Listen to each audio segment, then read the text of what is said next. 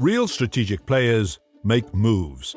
They make moves which outwit their competition, moves which make and save money too, moves which make customers, moves which keep the best employees.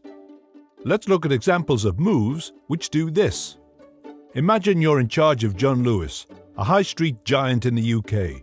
You've a tough job. High street retail is in free fall. What could you do to save the business?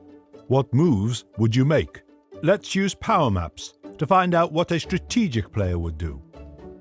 In part 1 of this case study on mapping the future of retail, we looked at how John Lewis, a UK retailer with a 156-year history, was trying to find its way in a post-corona world.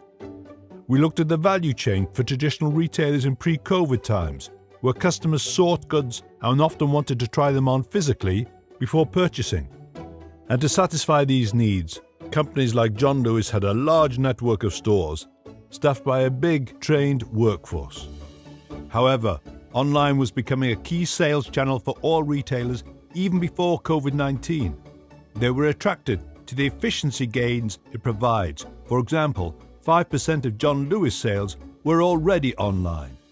But COVID-19 is forcing the evolution of retail towards online at a much quicker pace. Customer needs, like trying before buying, become less important, especially compared to staying safe. This is why the new chairman of John Lewis, Dame Sharon White, recently declared that John Lewis will become digital first. But as we noted previously, John Lewis has no choice about this, as we're all digital first now. But this move into digital does introduce the first big threat they will face. Moving online puts John Lewis into a territory of the world's largest retailer, Amazon. So how does John Lewis believe it will compete in a space where the rival has scale, branding, and talent and the infrastructure already in place? They were the Goliath of the high street, but they are now the David in online retail. How will they adapt?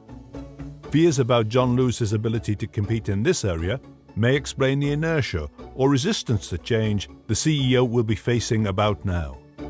People inside John Lewis would be right to question how capable the traditional retailer is of transitioning to the new world, dominated by a fearsome rival. The new CEO will have to play a very careful game of recognizing when this resistance is legitimate, for example resisting bad ideas, and where its trepidation can be overcome by brave leadership. Online provides new opportunities that can be exploited: 24-hour shopping, real-time product updates, and a wider selection of goods.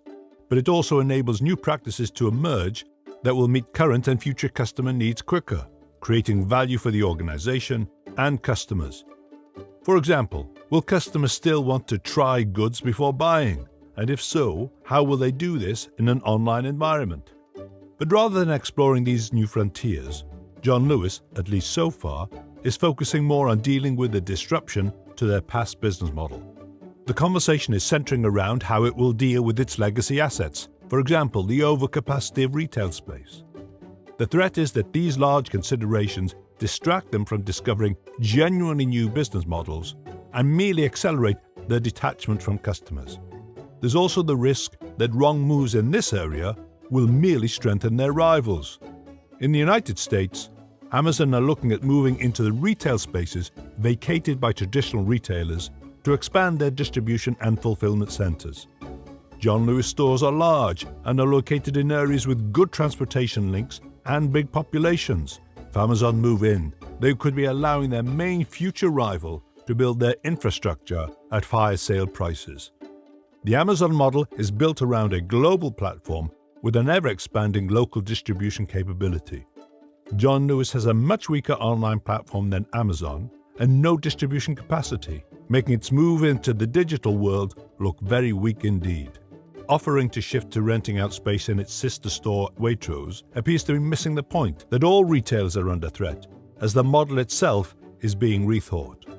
John Lewis also suggests it will stay true to its traditional strengths in home and nursery products, but there appears little in the way of explaining how they can defend these positions with a collapse in footfall and retail space.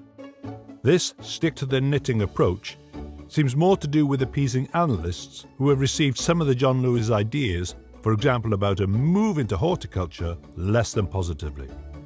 As John Lewis has had a mountain of debt to service, it needs to keep these analysts on side, but these representatives of external financial markets will reinforce existing models by looking from quarter to quarter.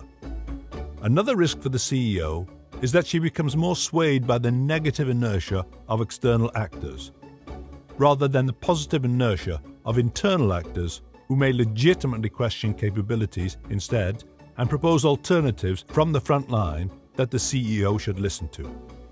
There's also been no talk about the supply chain that John Lewis relies on, which begs the question, does John Lewis know its supply chain? And more critically, does it recognize that one of the biggest threats to its very existence in the near future will come from there? Amazon has acted like a marketplace for suppliers to reach customers for years, and now it's moving into perishable goods. The next step will be to provide suppliers the opportunity to go directly to market, bypassing retail altogether. By using Amazon's platform and distribution capability, the next step will be to get the builders of goods to go directly to customers, completely cutting out retailers, which will put pressure on John Lewis's commitment to have never knowingly been undersold, as they'll now be competing directly against suppliers with no retail overheads and an Amazon infrastructure that makes money on volume. Which is why the decision to hire an ex-McKinsey partner who will undoubtedly bring in McKinsey to oversee its strategy may be a mistake. The world has fundamentally shifted. In a time of high uncertainty, outsourcing your thinking to merchants of certainty, the ones that helped you get into the mess in the first place, is a weaker move than John Lewis needs at this time. So what could and should John Lewis be doing instead?